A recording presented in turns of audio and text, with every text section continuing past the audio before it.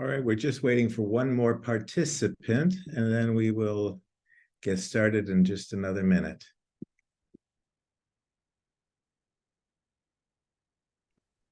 Hey, Ari, it's Amy. Just wanted to say hello. Amy, I don't know if you recognize anybody on this grid here. Maybe you do. Well, one person for sure. Indeed. Yeah, Two, you and Priyanka. Priyanka had a wonderful weekend. And we're just I've been following. I'm so excited. Congratulations to all of you.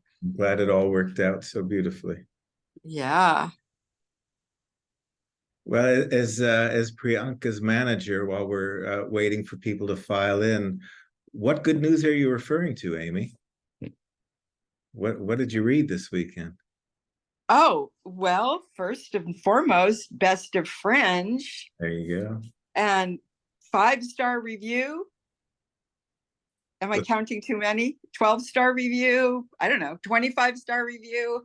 Depends how Where many were the reviews? depends how many times you read the review. That's right. Exactly. All right. I'm really proud of all the work you guys have done. I'm excited about the power of this piece and what it has to say to all of us. And sounds like people have been very moved. Indeed. So we're referring to the DC Theater Arts Review that came out yesterday, a 5-star Best of Fringe, with more reviews. More press came yesterday and today, so we'll look forward to sharing that with others. We're joined today by the writer and performer Priyanka Shetty. She's off on a plane tomorrow morning, so we're thrilled that your last hours in DC are spent in a Zoom room with us, Priyanka. And you're joined by director Lorraine Robinson, who's just joined us. Lorraine, you want to do a mic check with us? Are you with us? Yes, I'm here, Ari. Thank you so much. And really thrilled to talk about this work and be here with all the panelists and Priyanka. Fabulous. Glad you're here. And we'll get you on camera soon enough, Lorraine, as soon as you're ready. We also have our dramaturg, Debbie Minter-Jackson. Welcome. Hi. It's been wonderful. This whole process has just been quite a stunning achievement. And to see all the designers at work, can't wait to hear what folks are saying for the next hour. And it's really a pleasure to welcome two distinguished scholars who are also friends and who've done this kind of thing before, which is really reflect on intersections involving identity, race, politics.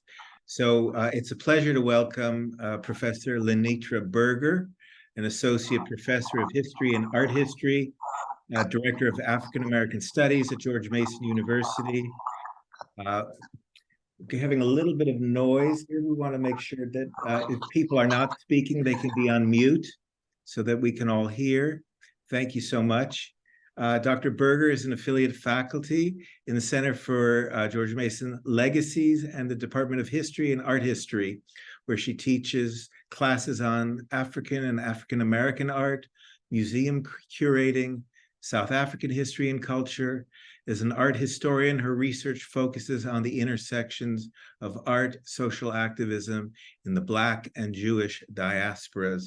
Dr. Berger received her MA and PhD in art history from Duke University and a bachelor degree in art history and international relations at Stanford University. She's the author of Exploring Education Abroad, a guide for racial and ethnic minority participants, and is the editor of the book, Social Justice in International Education, Research, Practice, and Perspectives.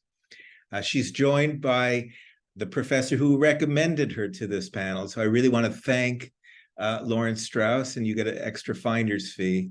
Lauren is senior professional lecturer at American University in DC and director of AU's Jewish Studies program.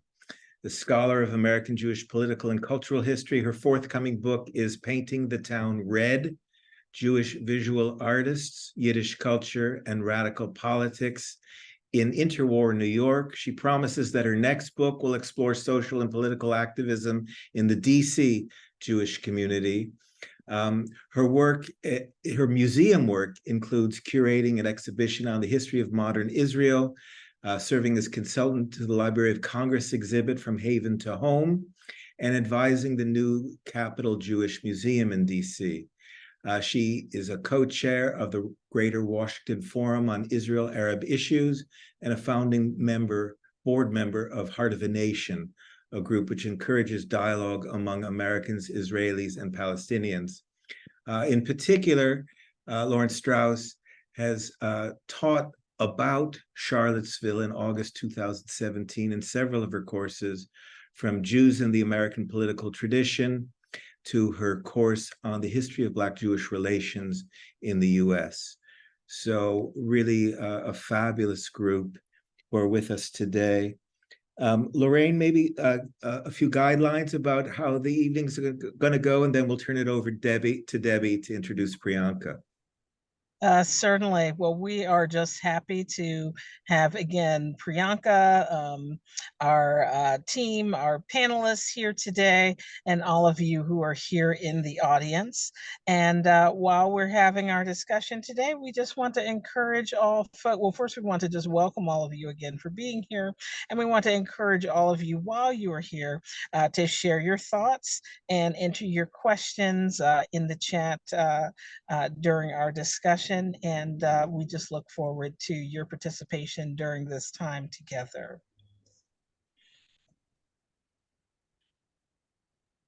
Great. Thank you, Lorraine. I'm Debbie Minter-Jackson. I'm thrilled to be a part of this as well. This piece has been workshopped at least over this year with Voices Festivals, and probably even longer. And every time I've been immersed in it, it just gets better and better, and you get more and more sense of what's going on through what Priyanka has done. It's a gripping composite of testimonies from hundreds of interviews that she conducted over the years, and she puts us all there. That's what I felt when I got a chance to interview Priyanka myself for the DC Theater Arts online. And I felt like I was right there in the whole time period of what she covers. It's quite remarkable. The solo performance piece is researched, written, and performed by Priyanka Shetty, an award-winning actor, director, and playwright based in Philadelphia, Pennsylvania. Her critically acclaimed one-woman show, The Elephant in the Room, has been performed at numerous venues across the country, including the Kennedy Center for Performing Arts, and was recently staged at the 2022 Edinburgh Fringe, and was followed also by a Scotland tour. Priyanka made her off-Broadway debut with #Charlottesville. She was also handpicked for the prestigious Kennedy Center Playwriting Intensive in 2021. And was the semifinalist for the 2022 Eugene O'Neill National Playwrights Conference. Priyanka earned a Master of Fine Arts in Acting from the University of Virginia and has served on the faculty of U Virginia Department of Drama. We're going to be treated with a component, with a section of the work. It looks like this is Priyanka is serving as the interviewer for those who got a chance to see one of the 3 Fringe performances.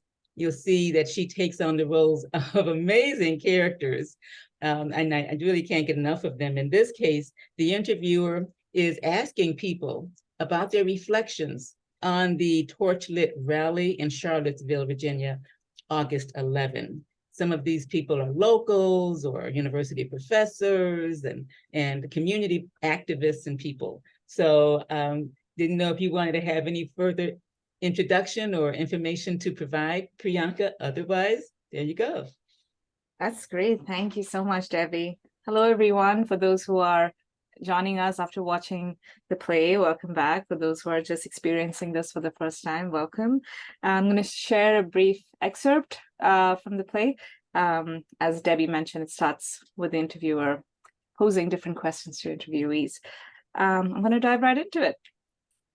What do you recall from the torchlit rally on the night of August 11th, 2017? I'm fortunate that I'm one of those people that has a very good memory I've had people say to me before, how do you remember those kinds of details? For whatever reason, I'm wired that way. At 8:20, President Sullivan called me and said there might be a rally, a small rally at the university, by the Jefferson statue at the rotunda. I said to my husband, I need to go in. And he said, Richard, I'll go with you. So we hopped into the car and drove in. I walked around the plaza where the statue was. It was quiet, not a lot going on. On August 11th, there was a congregation at the St. Paul's Episcopal Church, right across from the rotunda. Basically, pray for Charlottesville. Not prepare, not build barricades, not kick the motherfuckers out. Pray for Charlottesville. Yeah, whatever. We'll just go over to this place and pray. And God bless y'all. It was a beautiful service for people that truly needed it. I was scrolling on Twitter and I saw that they were going to have a torchlit rally. I drove to campus and saw people with unlit torches at that time. It looked like a bunch of frat bros running around. Right after the service was about to let out, as it was getting dark, we heard about this group that was coming down. And it kind of came like a game of telephone. There's a group that's coming down. I'm not really seeing anything here. Do you want to come? I think it's important to show up. Girl, come pick me up. The doors are locked and the church is on lockdown. Nobody can get in, nobody can get out. So she came home, picked me up. Right when we got there was when they were coming up the rotunda. And that's when they had their torches lit up. And we heard him chanting, "You will not replace us. You will not replace us." We were both kind of in shock at that time. I think the only thing we knew how to do was to start recording. I heard a roar, like of a big sporting event going on, like a big cheer kind of a thing. President Sullivan, can you hear that? I can't tell where it's coming from, but that's a lot of people. All these torches, this glow of torches. I was shocked by the numbers. I mean, there were hundreds of them. They start to come toward us and they're chanting, "You will not replace us. You will not replace us." As they got closer, the chant began to change to, "Jews will not replace us." And there was a lot of laughter. And I thought, this is like Nazi Germany. We were standing on the raised part of the rotunda, waiting at the top. We saw students and thought, maybe we should join them down there. What should we do? Where's the police? And then the fighting broke out. Yeah, we saw all the students being brutally attacked. They took them, dragged them off the base of the statue, and individually beat them. It was like a cancer cell attacking a healthy cell. They surrounded us, and we were just 6 to 10 students. We were vastly outnumbered. All heck was breaking loose. They were using their lit torches with the flames literally going up through the air. I very much believed they were going to kill us. As I got around to where the statue is, I saw a huge circle of them, many people deep, and they were chanting and yelling things. I said to the students, "This is Dean Wilts. This is Dean Wilts. This is very unsafe. I need to get you out of here." And a torch came flying in. Fuck! There's kerosene all over the place and the students are getting pummeled. I call 911. There's a riot going on here. People are getting hurt and there are no police. What's the nature of your emergency? We're being beaten up by neo-Nazis. Is that an emergency? Around 9:30, they were like, "We're going to open up the doors to the back of the church so everybody can get out." I crossed around and all I saw was shirtless, jubilant, adolescent white males.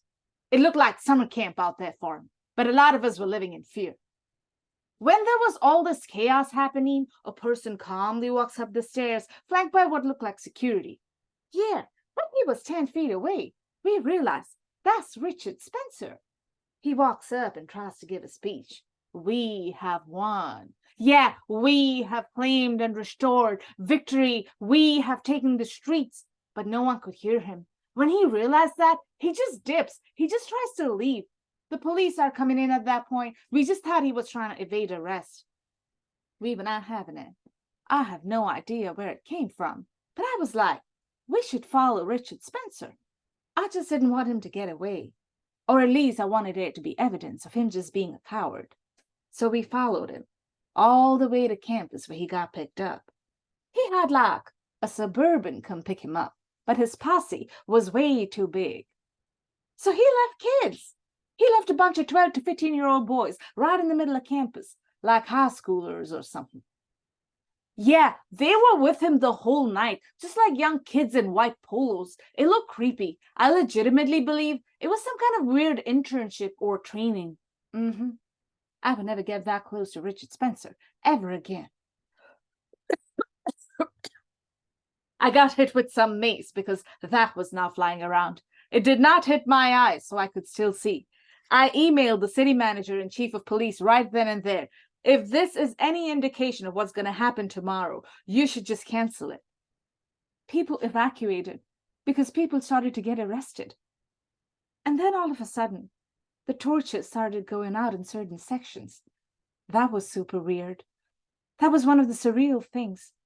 Just like looking at all the dog tags on the ground. I'm assuming it came from the Nazis. I remember coming back to campus that fall, and our department didn't even acknowledge that any of this had happened. No banner flying in solidarity in front of the drama building. That same month, I was at the receiving end of a racial incident in our program, singled out and shamed publicly for my otherness. The vibe that I felt walking down the streets of Charlottesville was a quiet warning all along. I was not welcome here. You don't want to see me on your stages? That's fine. For my thesis, I'd like to work on an original play about August 11th and 12th, 2017. Absolutely not. Priyanka, there are certain things that need to be given energy and things that need to be left alone. You need to leave this alone. That's the end of the excerpt. Thank you so much. And of course, for those of you who saw the performance and for the many of you tuning in who didn't see it, what you missed in this performance were Garth Dolan's lights, the sound from Heather Meese, the music, the ambient theatricality of it all, which was really contributes additional beauty and intensity to what we've just experienced. Thank you for sharing that. We want to turn to Lorraine and LaNitra for some immediate responses to both what we've heard and what you saw as audience members last night and today. Lorraine, just a minute or two reflecting on the performance itself, and then we'll come back for some longer thoughts. Sure. First of all, thank you so much for including me in this. I was looking forward to seeing it ever since I saw it being advertised, and it more than met my hopes and my expectations, as well as the people who I brought with me yesterday. So my immediate reaction then is that this really is the value of live theater, or even recorded live theater. It can embody the slogans and the statistics that we're inundated with in our 21st century lives, media, academia, online. And sometimes even for someone like me, with a background in the study of anti-Semitism in particular, and also racism, and knowing the history of hate groups in this country and elsewhere, it can be hard to keep up the level of energy to really absorb the horror and the implications of the charges of conspiracy theory and the violence of the extreme right and sometimes extreme left. And Priyanka's truly awesome ability to inhabit the range of different characters and different humans affected by the tragedy in Charlottesville, I found entered my consciousness in a way that articles on the subject sometimes fail to do. So Thank you. Okay. And LaNitra, tell us, you just saw the performance this afternoon, so it's still with you. It's fresh in my mind. Just a few hours ago, I was there. And so I want to thank you for the invitation to participate today. And really, all of the thanks goes to Priyanka for that superb performance that has resonated with me and my husband. We're still talking about it. I'm thinking about how I can teach this play. You've given us so much to think about. And like Lauren said, we probably all wouldn't come on Zoom at 6 p.m. just to have a conversation about the statistics of anti-Semitism and all of the different, historical circumstances. But Priyanka, you said at the very end of the performance that art has this power to unify. It allows us to come together to have very difficult conversations about difficult subjects. And so we're all here because of what you've done on stage. And we're having this difficult conversation, but your work has allowed us to talk about it in new and important ways. So thank you for underscoring the importance of us coming together through the arts for these conversations. The thing that really struck me about the performance was that you brought your perspective as an international student. That was front and center in your character and how you went about conducting this research and these interviews. And I am the president of NAPSA, which is the major association of international educators. And one of our biggest tasks is supporting international students. And so to hear you talk about your experience coming from another country to the United States and looking at these issues that are American, but as you point out, not always just confined to America. I thought that was a really interesting way of getting us into this conversation. So much of it seems like, kind of inside baseball, that if you're not American, you just don't understand the race problem. But your work shows that you brought this perspective that really opened up new areas and avenues of dialogue. And as you shared, you yourself were the subject of racism and discrimination as an international student. So I loved the way you brought all of those themes together in the work.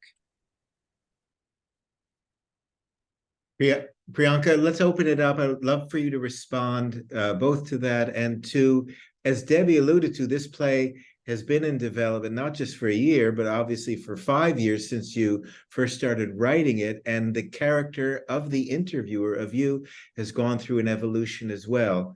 So maybe touch on that, and then we'll go back to Lauren for more thoughts. Yeah, so, I primarily came in to the US to study acting, right? And I was doing an MFA in acting, and playwriting was not something I had attempted before. So when August 11th and 12th happened, I wanted somebody else to write a play about it.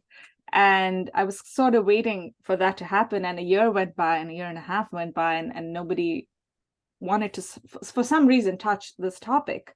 And I honestly wanted to maybe, sort of attempt it, but then something didn't feel right about my words being in the play. And I just didn't know what the in was.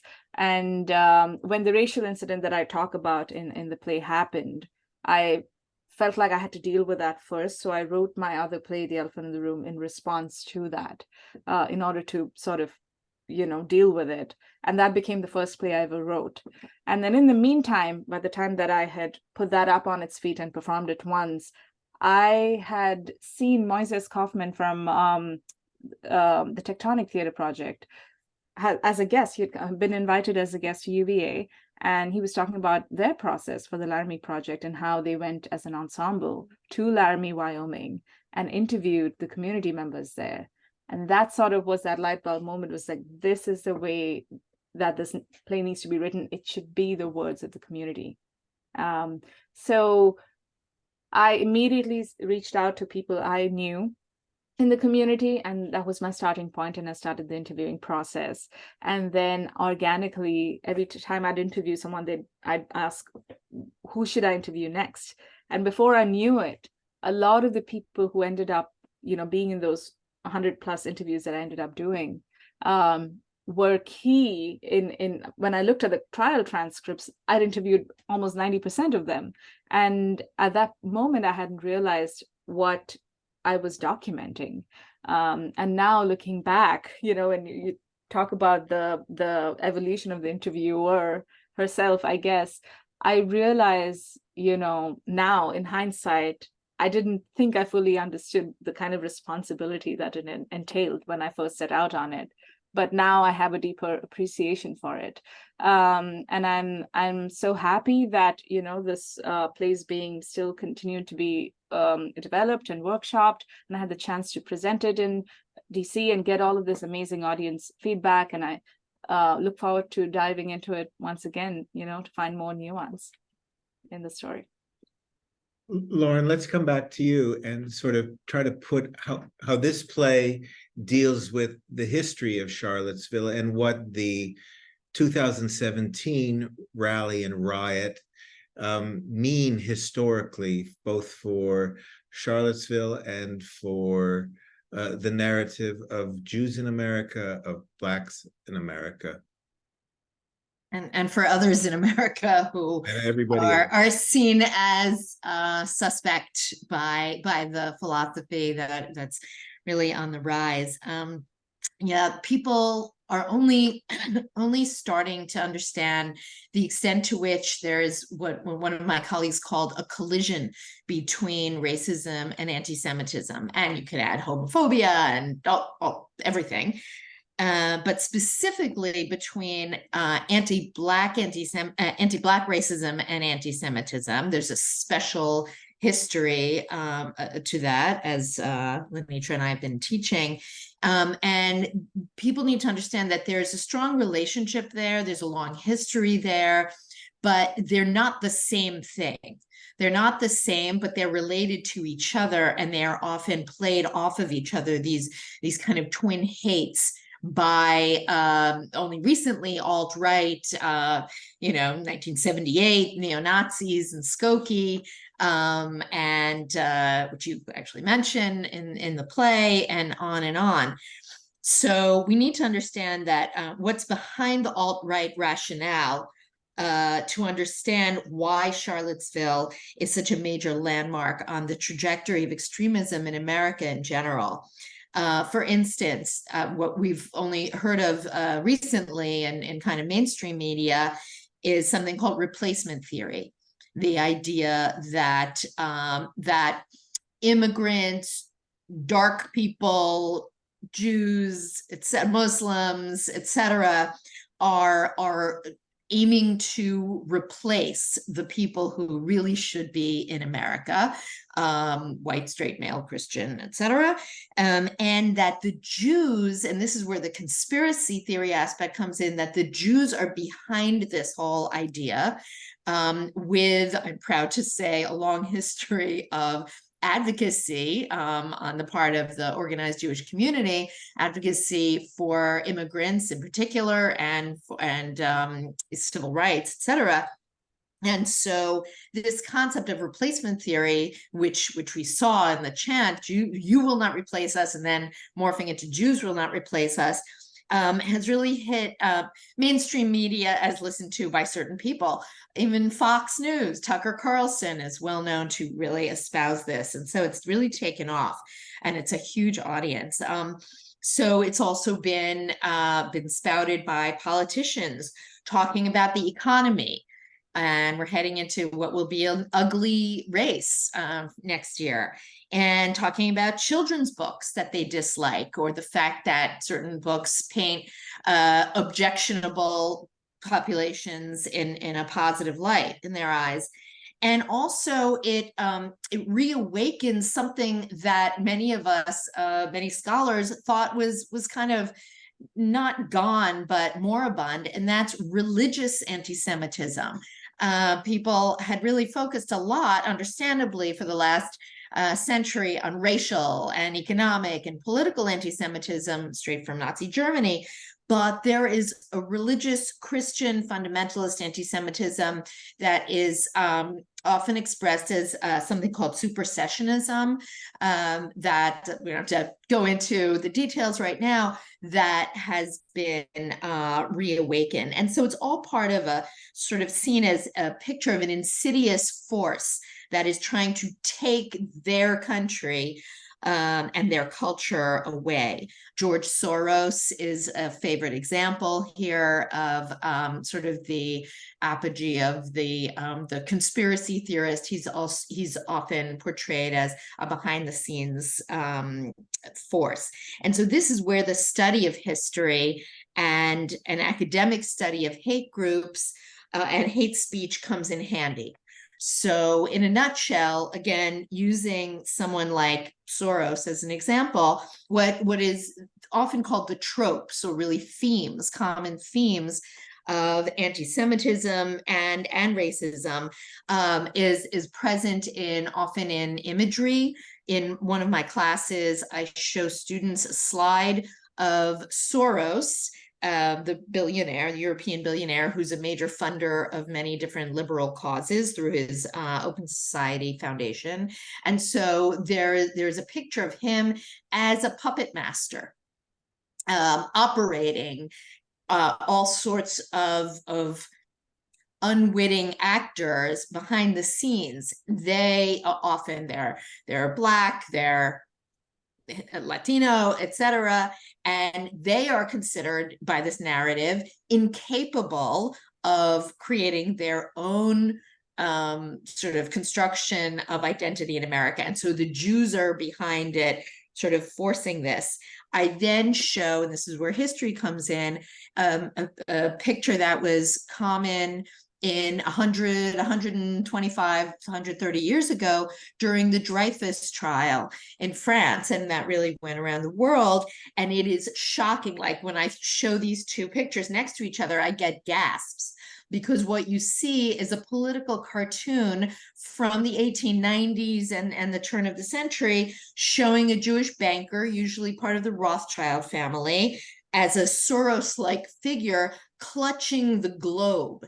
And so he's controlling everything. And one key to this is that he's clutching it with claws, with animal claws. So this insinuates control, alleges secrecy and other elements of conspiracy. And very key here, this is where I'll end this part, very key, it imbues the Jew in that case with either non-white or non-human characteristics. And a whole conversation about whether Jews white or white is a different conversation, but especially non-human characteristics in that case as a bird of prey. And we saw in the Nazi era charges against Jews and some others that they were not human. We saw in Jim Crow and longer than Jim Crow era in this country that African Americans are not human or less than human. And this makes it much easier than for lynch mobs or mob violence. And it's a very short road between dehumanizing people who you perceive as your enemy and the ability to both commit violence against those people and to rationalize that violence and call it self-defense. So I'll end on that happy note for now. Wow, thank you, Lauren, for for that analysis. And we want to open the floor back up to LaNitra again to pick up on this topic, and maybe even that connection between ethnic Jewish identity as that relates to discrimination and anti-Black racism. And perhaps, LaNitra, you can just expand on some of the initial comments that you opened up for us in this conversation. Sure, yeah, I'd be happy to do that.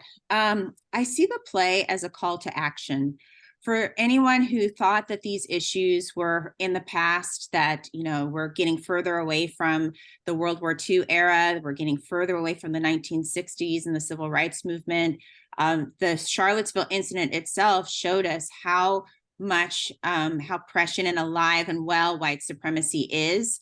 And as Priyanka mentioned in the play, that these were millennials, these are young people who have absorbed, internalized these racist views and are acting on them by rioting, by murdering, by sharing these conspiracy theories.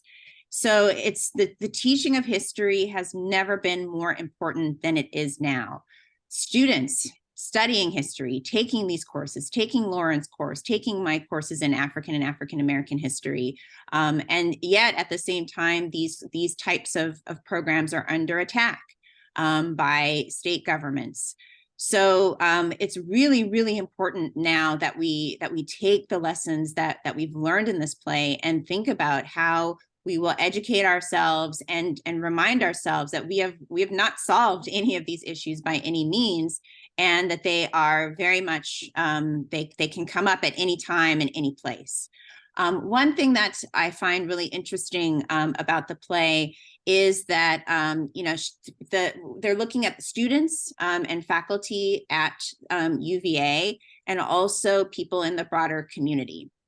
And the work that I do at George Mason, we have a project called Black Lives Next Door, in which we are looking at the history of displacement of Black communities around the George Mason University campus. We believe it's very important for students to know the history of the surrounding area, the school they attend. And I love that the play really looks at that, at how these students are wrestling with the statues and the monuments in Charlottesville, and how that impacts their education. So I think that the way that you brought in the conversation about monuments was really key. I'm an art historian, and I study art of the Black and Jewish diasporas and where they intersect. And with that comes the study of public monuments and memorials.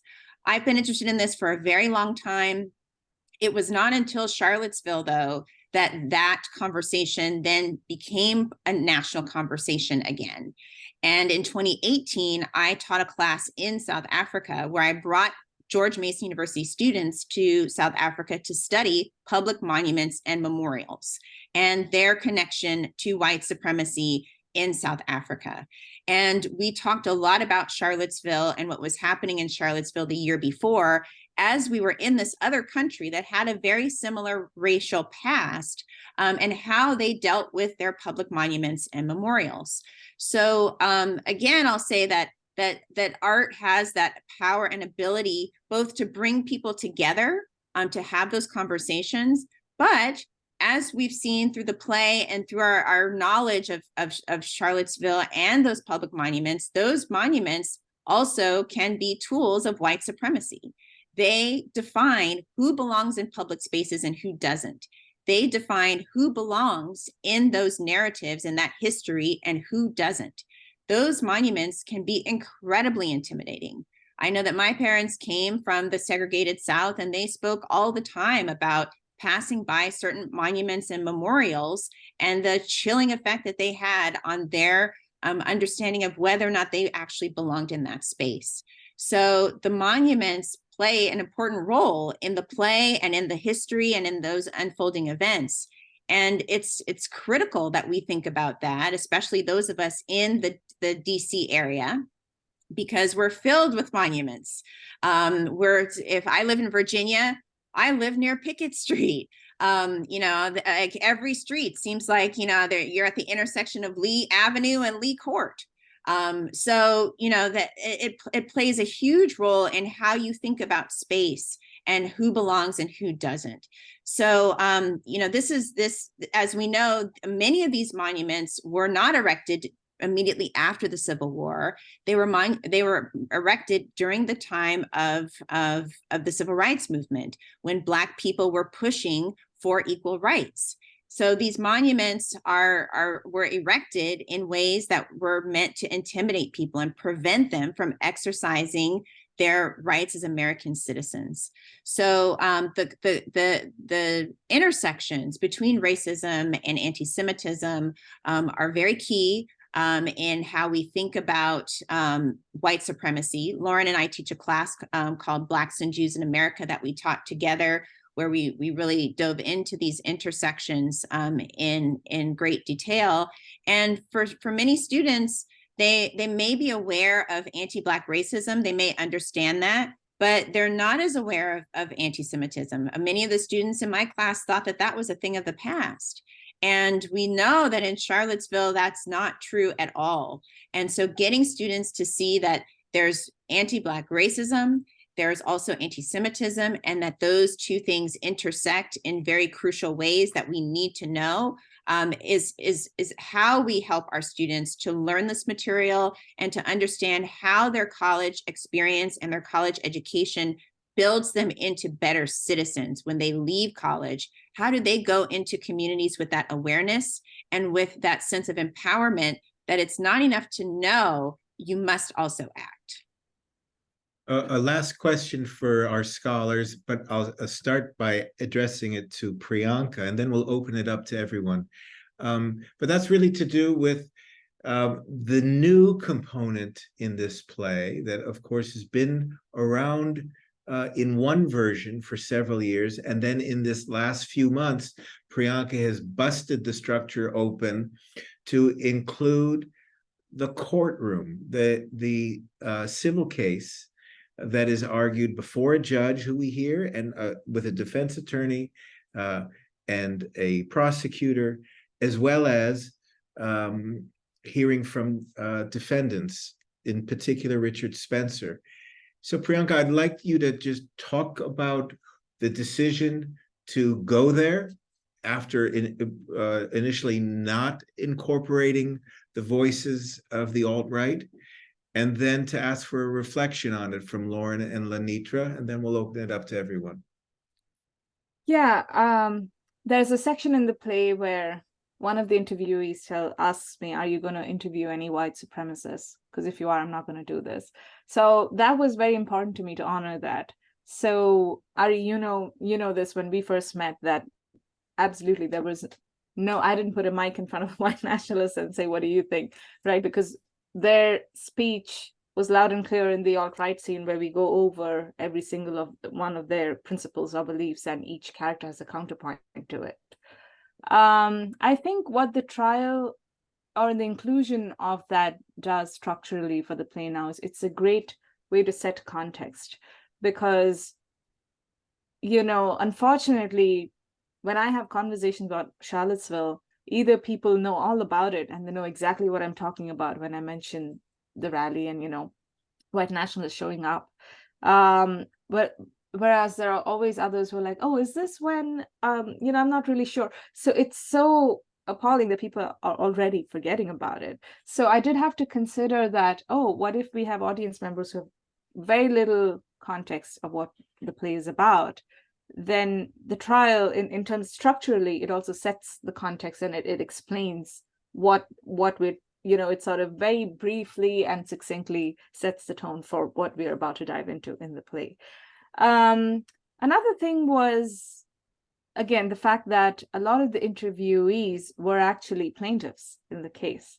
And I was going over the trial transcripts, and I thought there was a great synergy between what they had shared with me and, and what they had shared during the trial. So there was this idea that maybe we don't need to see what exactly they said in the court. Maybe we see it play out real time. So that was a great way to blend together the interviews and the trial without having to go through the entire trial, in the play. And there was something about the human experience of reliving it with them, as opposed to the very clinical discussion about what happened, a factual discussion about what happened. I think we are able to empathize as human beings a lot more when we hear it directly from the people and they're reliving it right there in front of us.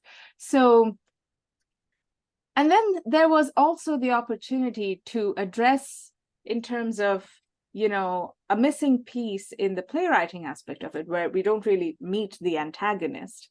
And I had made a decision that I am not going to put a mic in front of a white nationalist.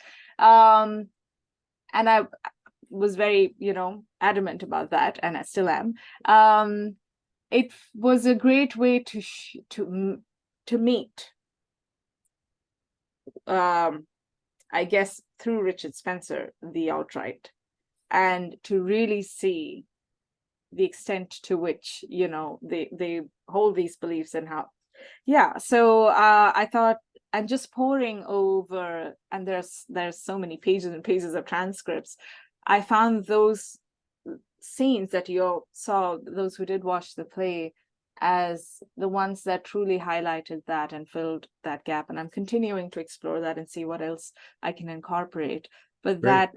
that basically was the approach I was taking on that. Yeah. Lauren and LaNitra, do you want to just reflect on the value of that aspect of the play?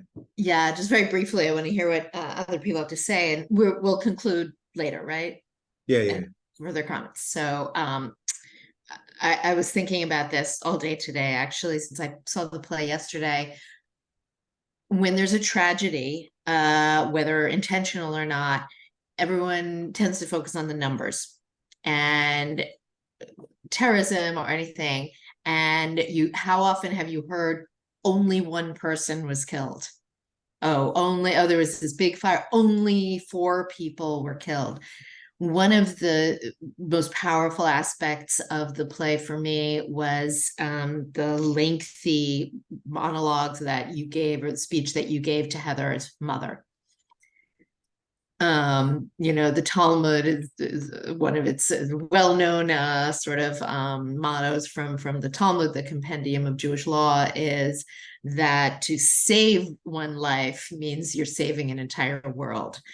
But unfortunately, also the converse is true. To take one life means that you take an entire world. And I think that you, in focusing on Heather's mother and on thinking about her being pregnant and with Heather, and you know, especially for those of us in the audience who are mothers, humanized her and sorry, that's my dog, and magnified the singleness of her in ways that I think I hadn't before. So Okay. So I appreciated that perspective of including Richard Spencer, because the words really speak to how there's a denial of the structural racism part of this conversation. That text implies that there's no connection between the car hitting Heather and the work that they did to organize the rally. And when we think about, unfortunately, so many mass shootings occurring all the time, primarily committed by white men, and the response is always, this is a one-off, this is a lone wolf, this is someone who was mentally disturbed. It's not connected to a system. And we know that that's not true. We know that it's part of the white supremacist system. And so when you included that part in the play, I thought that underscored the importance of us to remember that this is all part of a structure. And again, that is what people are fighting against in state legislatures right now, is that they can't handle when we as academics or we as citizens want to call out the structural racism that is contributing to the kinds of racial violence that you're talking about and that we're seeing on a regular basis. So I was glad that you put that in there as a reminder that these people are part of a structure that contributes to this type of violence. So we're going to open it up now. Thank you very much, both of you, for these superb comments. Will Robinson already has a question written down, but we want to encourage you to either raise your hand in the chat, or if anybody has a live question, we'll get to yours in one moment. Is there anybody, I want to encourage anybody to ask something of Priyanka, Lorraine, Debbie, Lauren, or of course LaNitra. And how do you let you know that you may want to ask a question? Well, you could raise your voice and ask away. Who's talking? It's Riva Rubenstein. Excellent, Riva. Go ahead. The floor is yours. I recently saw a 5-part program run by the BBC called Once Upon a Time in Northern Ireland. And I think that your play is like a microcosm of those 5 episodes, because in that program, people who were actual participants in what was the Northern Ireland Troubles before the Good Friday Agreement was signed are asked questions by a reporter or a person asking questions that you don't see. You only see the person talking. And it was uncanny, but your play almost has that vibe to it, where an unseen interrogator, a person asking even a neutral question, can have people speaking in their own words. And they are from all sides, and from people who were part of the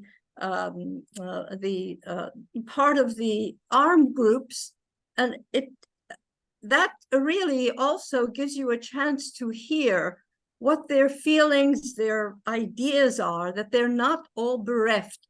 I am not speaking for white nationalists and so on, but there is something about these people that I don't understand. I would like to be able to have someone interrogate them, to ask why you think this, what makes you think that you are being persecuted, and so on. And that is all I have to ask or say, and I'd love to know what everybody's response is. Thank you very much, and I did enjoy the play very much. Thank you. Excellent question. Well, let's start with Priyanka and Lorraine. I'd love to hear what you have to say about this too. Lorraine, you want to go first?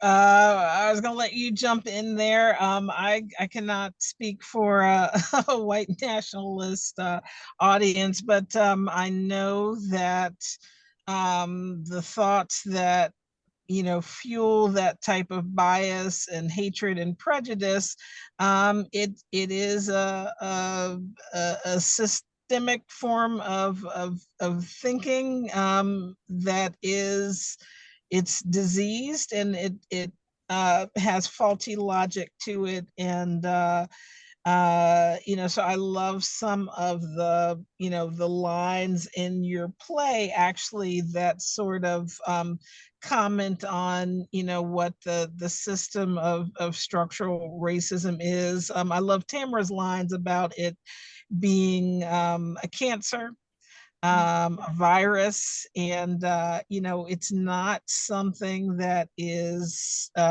that makes sense or that is healthy, but it's something that spreads rapidly and deeply, and that's what is, I think, part of what is so baffling and confusing about it, and at times perhaps hard to counteract or respond to, because it is so it can be so large and pervasive, but also so nonsensical all at once. And that's the conundrum of it. Yeah, I agree with you. And I think that, in my many conversations with people, friends, we are beyond the point of self-reflection, talking to each other, convincing somebody of I think we are past that. So really the question is, how do we contain something that's just bursting at the seams at the moment with this whole movement that sort of has shown its ugly head in many places. I do think that, I don't know, I wouldn't be, probably not this play, but do I see myself open to having a conversation with a white nationalist? Maybe, but not with this play, because not within the format of this particular play as it exists, because I really do think it'll overshadow the voices of the people who we need to hear, who haven't been heard over over time. So, but I do agree with Lorraine that there is it feels like a fool's errand, really, to engage in a conversation, because I have seen videos of people trying to reason with Spencer, for example, and it's just like a broken record, and they just go on and on and on. They're just convinced, and they just won't admit to any other, they're not open to a conversation. So Yeah. how do the question is really, what is the way to combat this? And I don't know the answer to that. Well, and yet this reflects back on the previous question too, is that when we have the courtroom and we hear from the defense attorney, we're aware that there is a kind of logic in defense of the First Amendment and a kind of agnosticism on the part of a judge that says, let's debate what happened here and let's talk about the right of people to say the most reprehensible possible things if the First Amendment is not there to protect the utterance of the most reprehensible of ideals, then the First Amendment doesn't mean a thing to anyone. It's a line from the play. Another character on the left says, fuck the First Amendment. All of a sudden, we in the audience are going like, oh my God, where are we right now? Where and what will this justice system that we have, which we're now experiencing in our Supreme Court and in many state judiciaries, deeply problematic. How will justice prevail? And I thought your play began to incorporate a tremendous amount of tension in that the argumentation over this, putting the far right in the room with those who are aggrieved and who've been injured. Well, that happens in our courtrooms every day. That happens in our Congress. And we don't know what the future holds. It's, the battle of right and wrong is being fought with no certainty as to what the outcome is going to be.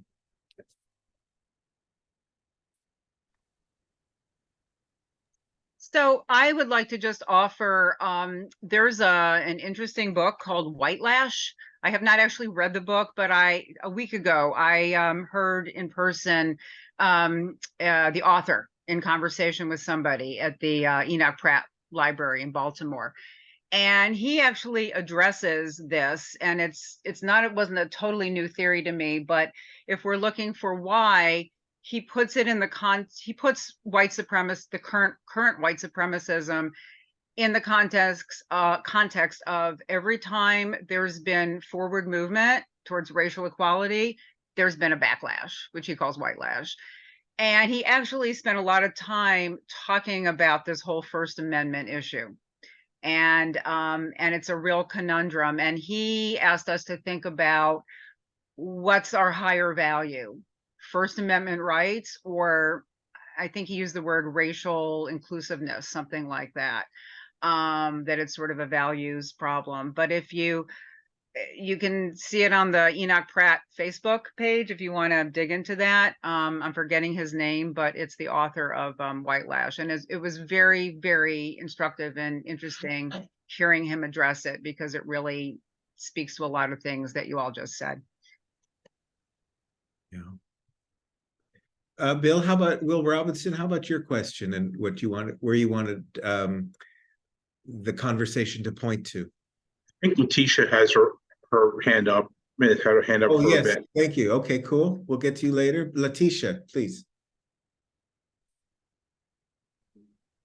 Hey, everybody. I really enjoyed the play today.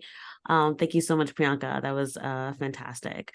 And I was actually talking to Lorraine afterward. A friend of mine was in the protest when it happened. I actually talked to her that night, and after a year after the Unite the Right rally, there was supposed to be Unite the Right 2, which I know I was involved in some of the activist movements around that, and that was supposed to be taking place in DC. So I was watching you play from that lens of someone who was involved somewhat tangentially, but there, but not. And I really appreciated how you showed so many different perspectives of the events. The students who were there, the people who were there. One thing that people tend to miss is how the movement went from kind of a centralized area into specifically a Black community, to like specifically have that level of harm, which can be missed in all of the kerfuffle around it. So I was really delighted that you brought that to light. Something, and I'm just kind of curious, since they do talk about, you know, the First Amendment rights, there seems to be and I feel like you bring this up in your play, there seems to be this, not tension, but like two different conversations going on. That there's this ideological conversation that people are trying to apply to practical realities. And it's like, you know, it's bringing this conversation a thought exercise and seeing how can we thought exercise our way to justice. And it's like, that doesn't work. But it's like, if you feel that the civilized way for our problems is to talk through it, and it's like, because like one of the things I often say is like, you know, you can't play chess with someone who thinks choking with a pawn is a legitimate move. So I guess my question to you is kind of with both the kind of ideological conversation and the practical conversation with people on the ground, how did you balance that as a playwright and a performer? Nice. That's a great question. I think that is one of the journal entries that we hear from the interviewer. It's one of the early observations I had was that for some people, it's so easy to just intellectualize it, right? A lot of interviewees were immediately going into the concept of it, and, you know, very distancing. They were quite distanced from the issues at hand, that they could have very intellectual conversations around it. Whereas people who are in the thick of things were so mired in their day-to-day, you know, struggles that they were dealing with, and that's all they would talk about in the interviews. And there is a huge disconnect between solutions being offered up in an intellectual sense and people who are on the ground, even activists, local activists who have to deal with it, and they're like, that's not going to work. And there was, I mean, in my interviewing process, there were things that I wanted to include with, you know, I interviewed someone from the city council and there are things like that. So I need to figure out how to incorporate that. But I guess as a performer and playwright, what I was wrestling with was what is this play wanting to be about right now? And what is it wanting to offer? And I think for this version where it is, I landed on, I want to offer different perspectives and leave us with a lot of questions. I want to also grapple with, as an international, you know, as an immigrant, as an outsider, what that means for what's going on in my home country, because we're looking at America and we started building detention centers when they started building detention centers here. So there's a lot of overlap and things like that. I also struggle with what is the actual solution. So one of the things that I thought we should, in future versions of the play, distribute is, one of the people I interviewed had this beautiful question: what are we going to do on August 13th? What will you do on August 13th? Right? August 11th and 12th was when all of this happened. What are we doing on August 13th? And he went to every single local organization and all the activists, and he gathered a list of to-dos from all of them, and he's compiled them. And one of the ideas I had was maybe we get a hold of that list and pass that on as something that can, so that it's not watching the play and hearing about this is not the end point, that we can all, it's a call to action, as LaNitra mentioned, you know, maybe that could be a starting point for a lot of us in the audience. And Well, for me. and that sets up Will's question well. So Will, I'll let you restate it, piggyback on that, and then we can hear from LaNitra and Lauren, Debbie, for a final wrap up. Yeah. So my name is Will Robinson. My pronouns are he, him. One of the concerns I have is that we're kind of dealing with Nazis in plain sight now. And it's kind of like house fires, you know. America First, literally named after the fascist group from the 30s, is doing anti-trans ads, Moms for Liberty, attacking, literally quoting Hitler. And that's why I was so excited to see the performance today, because I really believe that radical art changes consciousness.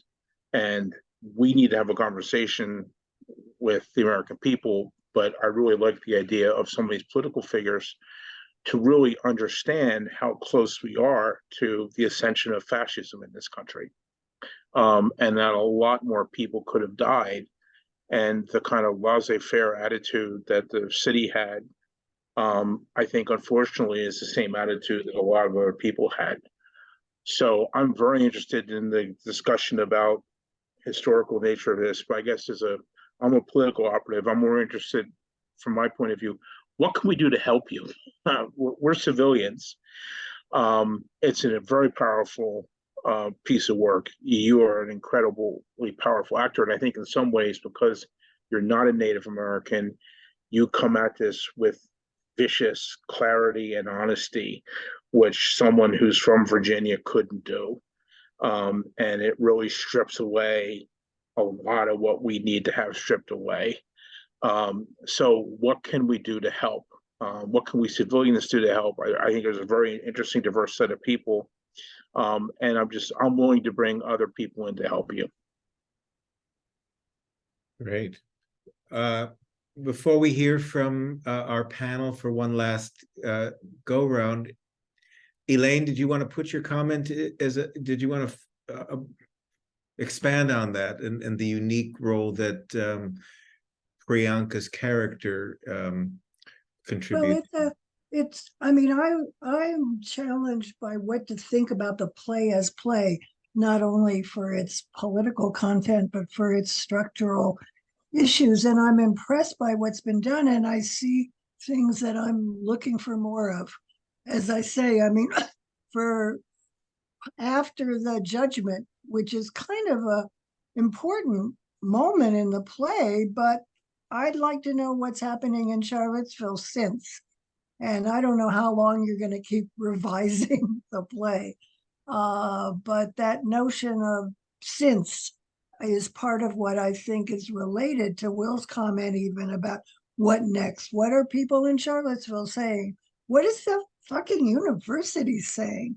What is the city, and its officials saying that we haven't caught up to yet?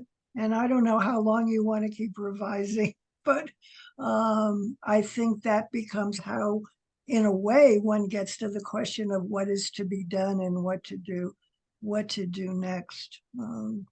I also just remarked in passing that I'm somewhat aware of the importance of Hindu nationalism, and I don't know how it all is going to fit together, but it was delightful to see that connection being made.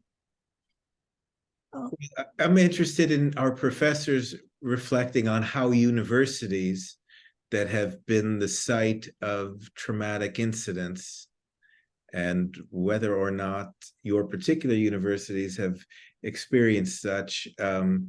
I know Priyanka has done the interviews about what has and has not changed. A little bit, of course, is in the play and the interviewer speaks to it, but let's reflect forward, both how institutions respond and what's next for civilians, students too. So LaNitra, we'll start with you and then Lauren and wrap up.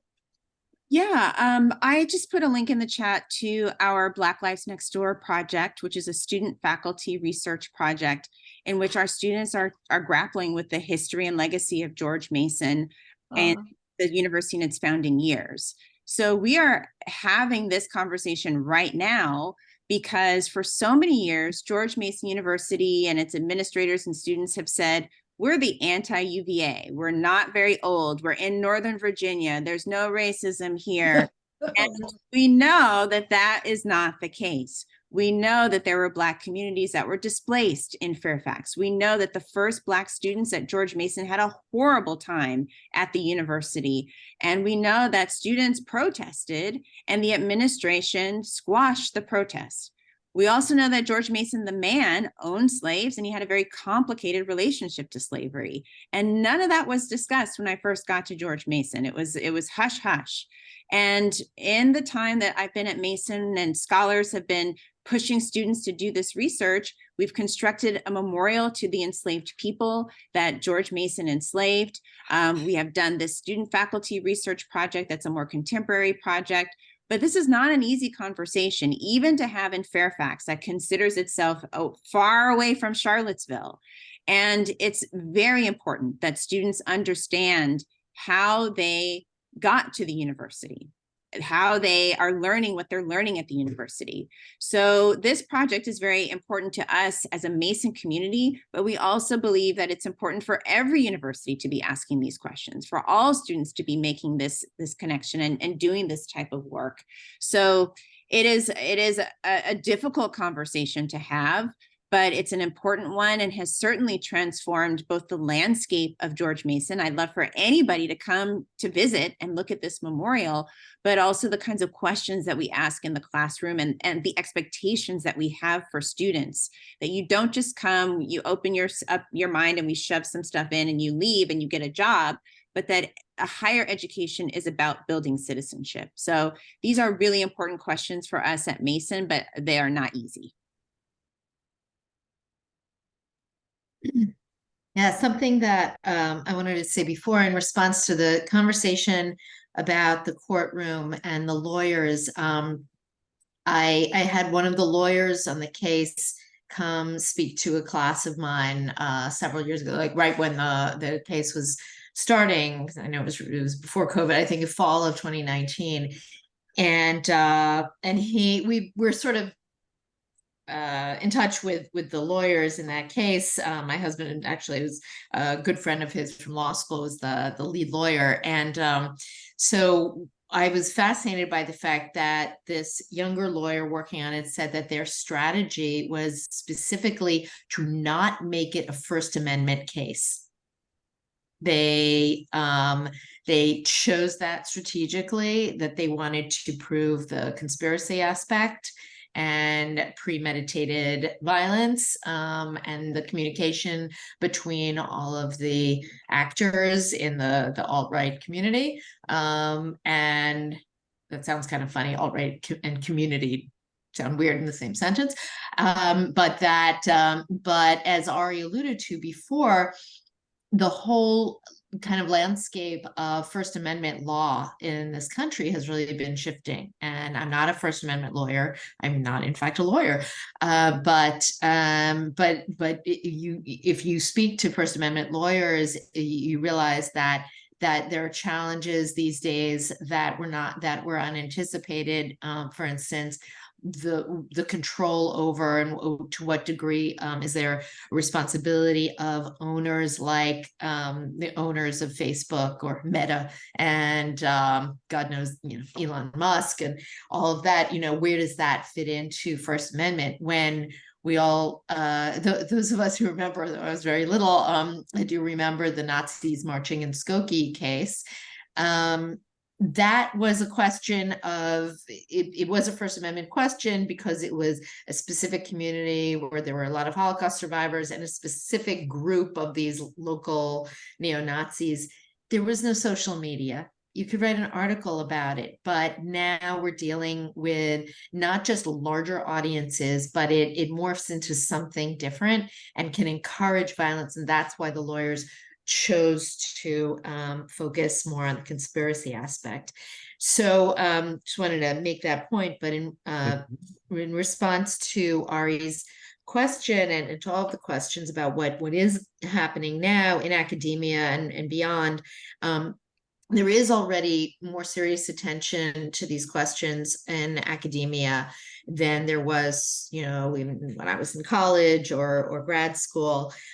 In terms of anti-Semitism, there are statements that are being made by various departments. There is controversy about what the definition of anti-Semitism is, too much controversy over that. But several universities have been starting to take into their own hands the job of writing up sort of like a primer, a short pamphlet. My colleagues at Michigan State University last year finished, they worked for a year on a little booklet, and then at American University we there, especially my colleague Pam Nadell, took the initiative to write up we have a little booklet now for the campus that discusses anti-Semitism, that defines it, that gives its historic background, that explains what different types of anti-Semitism are, or tropes that one might see. And then, and only then, pulling in the current situation, including statistics and all of those, but those, as I said before, eventually the statistics sort of almost sound like background noise, more so pulling in events like Charlottesville, like talking about Tree of Life Synagogue in Pittsburgh and the murder of 11 Jewish worshipers there. That's now in the news because of the trial, connecting that to Emmanuel AME Church in South Carolina, where 9 Black worshipers were killed, were murdered. And the similarities there. And then, of course, and this gets to what Will was saying before, the fact that that trajectory all leads to, but doesn't stop at January 6th, 2021. And so it's important. And so some of us have been writing these discussion materials to educate our campuses. There are also new academic works. I mentioned before my colleague Pam Nadell, she's working on a new book. Jonathan Judakin is an important scholar, they're working on academic works about anti-Semitism. And there are also projects, somewhat like what LaNitra mentioned about George Mason, places like Emory University, where it was uncovered that in the 50s, their dental school had explicit anti-Semitic policies that, whatever, you can look at it, it's fascinating. And they researched it. They ended up getting an apology, very belated apology, from the dean of the dental school there. And also understanding why schools like Brandeis University and Einstein Medical School were founded by the American Jewish community to be secular, non-sectarian schools, but founded by the American Jewish community in response to quotas that kept American Jews out of universities. So really pulling out into the light, uncovering, shedding light on all of these things, not necessarily only to shame people in the past, but to say everywhere, this has happened everywhere, this has happened here too. And it's important to do the research and document things. At University of Minnesota has an incredible online exhibit on the history of anti-Semitism at University of Minnesota. So scholars are working on that in their own places. And then finally, of course, courses like the ones that LaNitra and I teach are examples of this, but much work remains to be done, both in other areas, but also in academia and elsewhere. There's just starting to be a recognition that Jews and anti-Semitism need to be included in DEI programming. It's been excluded across the board in academia and in business and elsewhere in government. And just starting, unfortunately, I think, in reaction to all the discussions about the rise in anti-Semitism, suddenly this year, places were coming out of the woodwork asking me to speak during Jewish American Heritage Month, and be invitations from DEI offices and government agencies, etc. It's like eyes are slowly starting to open, that no matter what people may look like, they are often the subject of this kind of hate speech, and are often at the center of the hate group's view about their view of the world. So they also need to be at the center of activities to confront this. So finally, I want to quote you. I want to end by quoting Priyanka. I was really struck by what one of your characters, I think it was Kevin, said in his very colorful way. He said, once the KKK rally came earlier that summer in July, to Charlottesville, with their signs that were more anti-Semitism than anything else, or a different character said that, I think. And then Kevin spoke, and he said he realized that, quote, "This wasn't just about the monuments. This was about something bigger. And it was going to happen here in Charlottesville." So I think that's really the lesson to take home, that this is all about something much bigger, and it's all related. They're all related to each other. Well, this has been fantastic. Priyanka, we want to give you the last word as the artist in terms of where we go from here, where you go from here with your play. You're on a plane to Winnipeg tomorrow, but from this very intense and stimulating work, what's next for #Charlottesville? Yeah, I'm already eager to get back to it, even though, we just closed this afternoon. But my travels are taking me, to perform another show, but I'm eager to get back to writing for this one and more intense development work, and hopefully it'll come back to DC and many other places that are similar to Charlottesville. But I hope that, I want to be in a position where to bring this play to a point where it can be shared either as an ensemble piece, either as a solo piece, but really be shared across communities. And I saw someone's comment about elected leaders need to see this, and that's not the first time I've heard that. So figuring out ways to get this work out and get people to hear the words of the community in Charlottesville really is the next big to do. All right, Lorraine, you want to give it the final benediction? Yes, I just want to say thank you for everyone for coming together as a community to hear and support this piece and to have this dialogue today. This is where it all begins. This is how we move forward, but we can't move forward unless we examine what has happened and brought us to the events that we've experienced now. So thank you for this period of reflection, examination, and hopefully we can go forward better and stronger and more unified and more equitable and inclusive and loving to each other as a society. I thank you all. Beautiful. Thank you. Thanks. Thank you, everybody. Thanks for voices, Ari. Thank you, Debbie. Thank you, LaNitra, Lauren, Priyanka, everyone for coming. Thank you. Thank you for this opportunity. Thank you, everyone. Bye-bye. Nice. Bye-bye.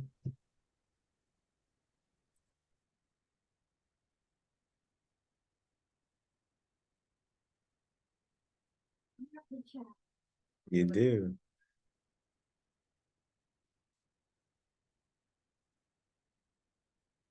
Bye, Lorraine. Bye, Mimi. Bye, Rhonda. Bye. Bye. Thank you. Well done. We got the chat.